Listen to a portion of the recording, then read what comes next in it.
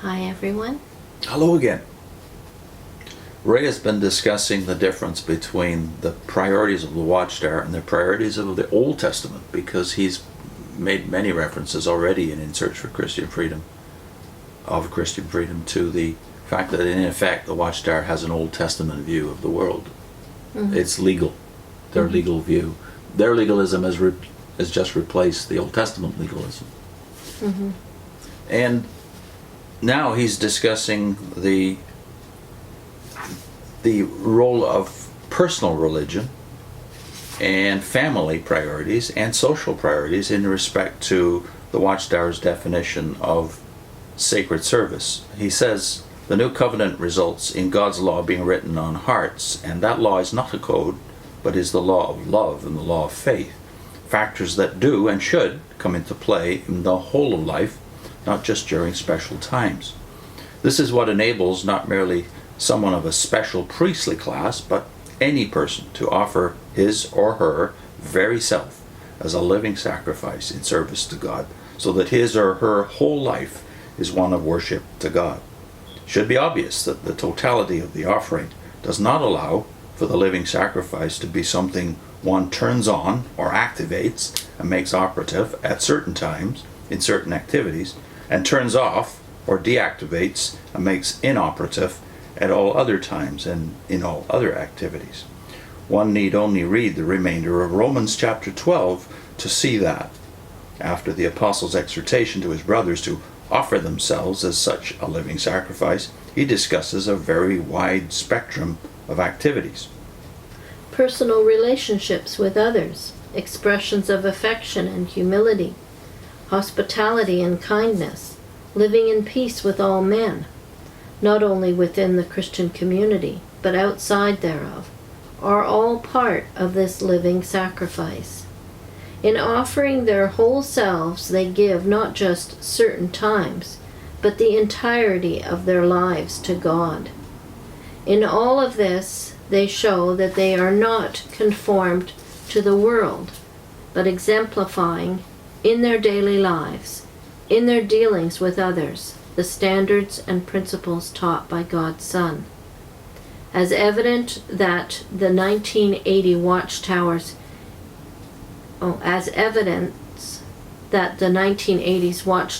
insistence on a very narrow application of the Greek term latruo is without foundation. From a lexicographical standpoint, the New International Dictionary of New Testament Theology comments in this way as to the apostles' use of latruo at Romans chapter 12, verse 1. Quote, "It involves the dedication of the whole person to God in a way that is rational, embracing the whole mind, and practical, reaching out into the practicalities of daily living in the church and the world." End of quote. The apostle nowhere lists field service, meeting attendance, service at some religious institutional headquarters, or any such activity as defining how one offers this living sacrifice. The view of service to God, worship, insisted upon by the Watchtower organization, is in reality nothing more than a reversion to a pre-Christian viewpoint, not merely to law covenant times, but to an unhealthy view characteristic of a law-oriented, works-oriented attitude. It would diminish the role of the heart and all its spontaneity by emphasis on prescribed and regulated forms and functions as the criterion for determining what qualifies as service to God and what does not. It turns the clock back to the time before the entrance of the freedom whereby Christ set us free. Among today's religions, the Watchtower organization is not alone in so doing. It was a similar, distorted, anachronistic view of what Christian service to God involved that in the centuries following the apostolic period led to the concept that to engage in worship meant going to church, and that elevated what was done in church to a superior spiritual level compared to what the believer might do outside of church. The buildings in which church services were carried out correspondingly took on a special sacredness. It produced the view that the man who was a priest or minister lived a spiritual life on a higher level and of greater spiritual merit than that which could be attained by the ordinary man, such as a family man, who by his work supported his family. The priest or minister was preeminently a man of God.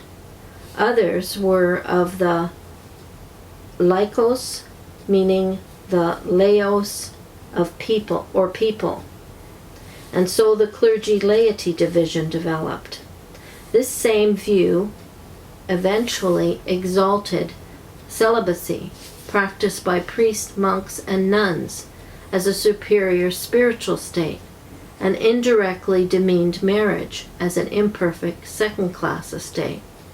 While the Reformation corrected some of the distortions in this regard, much still remains. Now, Ray has a footnote to that, based on a book entitled When Fathers Ruled, Family Life in the Reformation in Reformation Europe, published by Harvard University Press and written by Stephen Osmond. And Ray comments on that content. It may be mentioned here that for many decades the Watchtower headquarters had a monastic quality, the vast majority of the staff being formed of single men, and maintenance of their celibate state being required for them to remain at headquarters or in the branch offices. Similar requirements originally applied to all single persons sent out as missionaries, graduated from Gilead School. Well, I guess I must say that I think Ray is being somewhat simplistic in his analysis of the post-apostolic period, as if there was a jump from the apostolic purity to something corrupt almost instantly. Yeah, it jumps over history quite drastically, much like the Watchtower does. Yeah. It took centuries for the concept of church buildings to become church. The church, even today, is well aware that there's a difference between a building and a community, and they know if they have any education at all in church history and in the Bible, that the word church refers to the people. Yeah. But you wouldn't know that from here. It's as if nobody knows but we do. And that people really view the building itself as what's important. No, you know, when the church is not available, they still view church as wherever the community comes together. That's church. Yeah. And so it is with his view of the development of a clergy-laity distinction and celibacy. Yeah, those things were understandable, but they took centuries really to develop to the point where they became a real problem. The bishops, for instance, at first, even after the Apostles' era, were local church leaders. They weren't bishops of bishops or leaders of leaders. Yeah. So the hierarchical idea took over, it's true, gradually, but the church has always fought against it, not just at the Reformation. So Ray seems to be still clinging to the same attitude or feeling that he had when he was a witness about Christendom.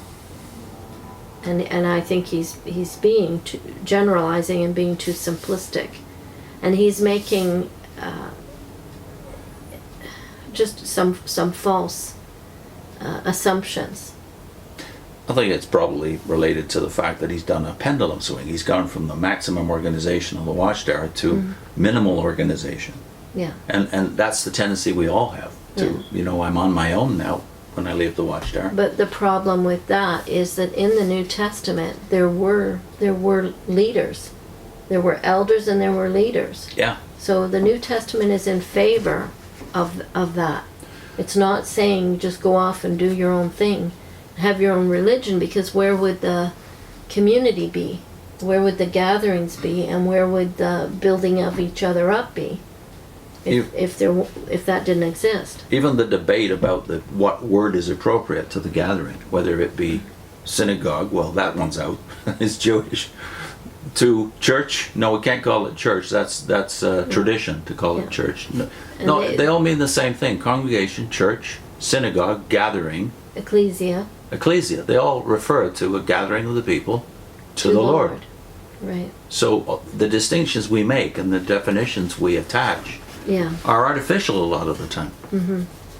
We're going to link to two answers basically to this negation of community. One is Walter Rauschenbusch, who wanted to correct that ultra-Protestant interpretation. Now, he must have seen the cults because he lived around 1900.